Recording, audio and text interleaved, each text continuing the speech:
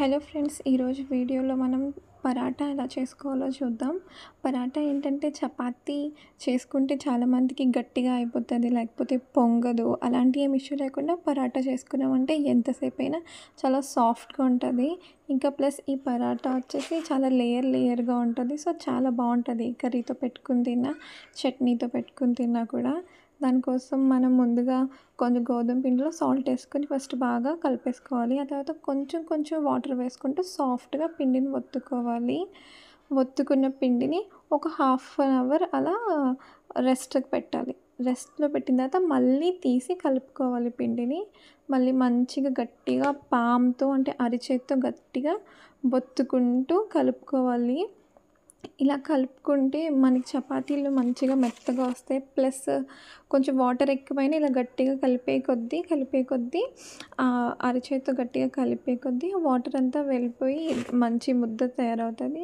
వాటిని మనం చిన్న చిన్నగా లడ్డూల్లా చేసుకోవాలి. చిన్న చిన్నగా పిండి తీసుకొని కొంచెం ఎక్కువే తీసుకోవాలి, ఎందుకంటే మనం పరాటా చేస్తున్నాం కాబట్టి.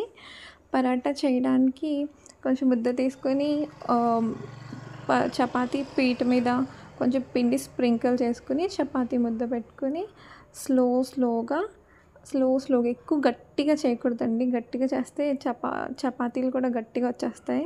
ఫస్ట్ మనం ఇలా సర్కిల్ చూసారా, నాది ఎంత సర్కిల్ నేను కదపకుండానే గోల్ తిరుగుతూ పెద్దగా అయిపోతుంది నా చపాతీ. ఎందుకంటే నేను చాలా సాఫ్ట్గా గట్టిగా పామను, మెల్లమెల్లగా పాముతాను. దానివల్ల దానికి అదే చపాతీ గోల్గా తిరిగిపోతుంది. ఇలా కొంచెం స్మూత్గా చేసుకుంటే మీకు కూడా ఇలా ఆటోమేటిక్గా దానికి అదే చపాతీ తిరుగుతూ మంచిగా థిన్గా చపాతీ చేసుకోవాలి.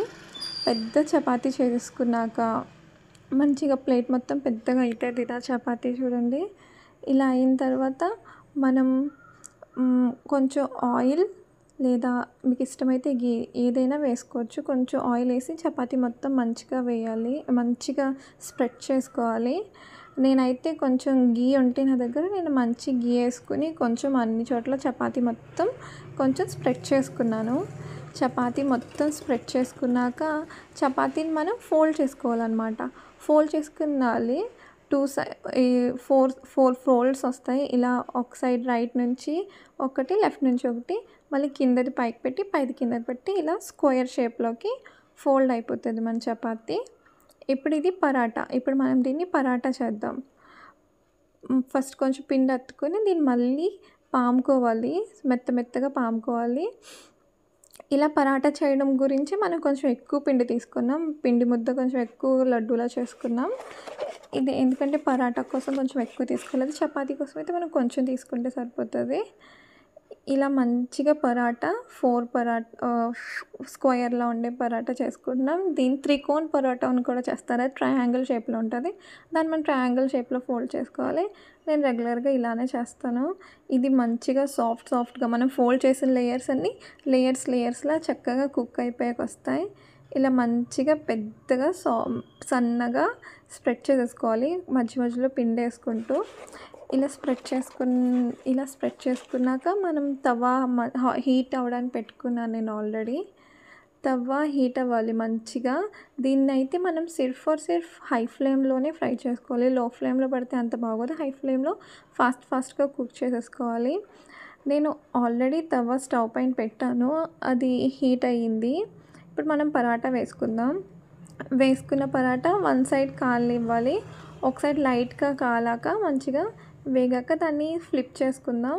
ఫ్లిప్ చేసుకుని ఇలా ఎయిర్ బబుల్స్లో వస్తాయి. సెకండ్ సైడ్ కూడా మనం కొంచెం కాలనివ్వాలి. మంచిగా పొంగుతుంది లైట్గా. చూడండి, మన వీడియోలో కనిపిస్తున్నట్టు కొంచెం అలా పొంగుతున్నప్పుడు మనం ఏం చేయాలంటే ఫ్లిప్ చేసుకుంటూ కొంచెం లైట్గా కాల్చుకోవాలి. ఈ టైంలో కొంచెం ఆయిల్ వేసుకోవాలి. ఫ్లిప్ చేసుకుని ఆయిల్ వేసుకొని మంచిగా స్ప్రెడ్ చేసుకోవాలి టూ సైడ్. నేనైతే ఆయిలే వేసుకున్నాను, మీరు కావాలైతే గీ కూడా వేసుకోవచ్చు.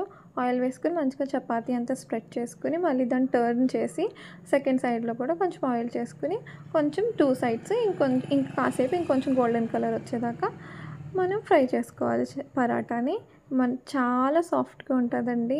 చూడండి ఫ్లిప్ చేస్తుంటేనే తెలుస్తది మనకి ఆ స్టిక్ పైనుంచి ఎలా మెత్తగా కిందకుంటదనేసి. చూడండి ఎంత సాఫ్ట్‌గా ఉందో. లేయర్ ఉంటది. 4 లేయర్స్ 3, 4 లేయర్స్ ఈజీగా ఉంటాయి. చూడండి ఎంత సాఫ్ట్‌గా ఉందో. ఇలాంటి టేస్టీ రెసిపీస్ కోసం మన ఛానల్‌ని లైక్ చేయండి.